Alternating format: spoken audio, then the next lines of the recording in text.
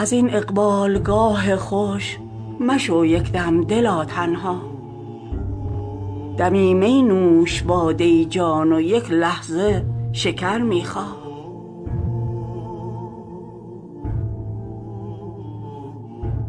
به باطن همچو عقل کل، به ظاهر همچو تنگ گل. دمی الهام امر قل، دمی تشریف اعطینا.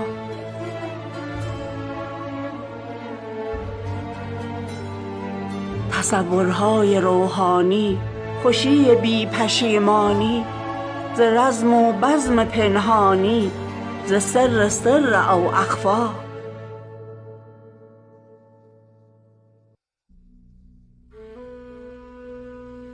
ملاحت های هر چهره از آن دریاست یک قطره. به قطره سیر کی گردد کسی کش هست استسقا.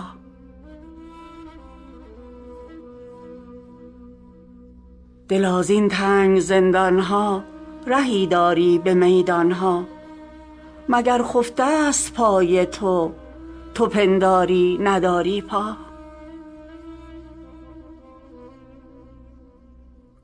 چه روزی هاست پنهانی جز این روزی که می جویی.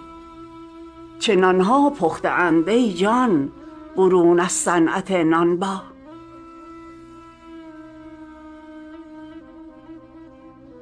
تو دیده فرو بندی و گویی روز روشن کو. زند خورشید بر چشمت که اینک من تو در بگشا.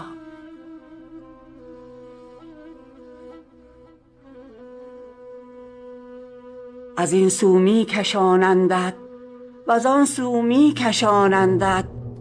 مرو ای ناب با دردی بپر زین درد رو بالا.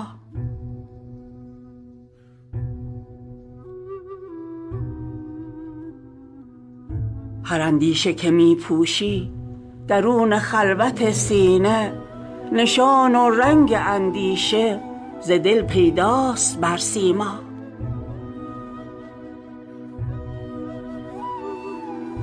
ضمیر هر درخت ای جان ز هر دانه که می نوشد، شود بر شاخ و برگ او نتیجه شرب او پیدا.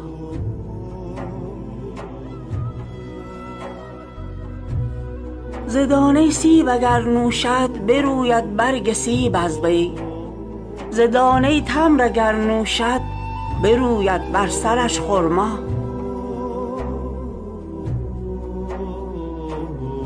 چنانک از رنگ رنجوران طبیب از علت آگه شد، ز رنگ و روی چشم تو به دینت پی برد بینا.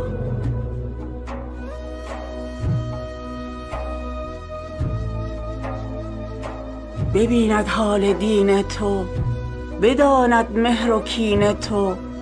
ز رنگت لیک پوشاند نگرداند تو را رسوا.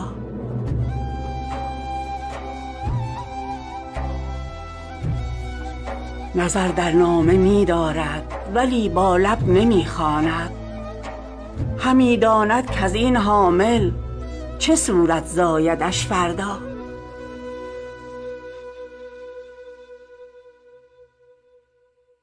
وگر برگوید از دیده بگوید رمز و پوشیده. اگر درد طلب داری بدانی نکته و ایما.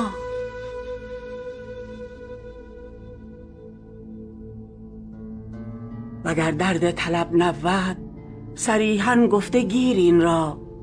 فسانه دیگران دانی حواله می کنی هر جا.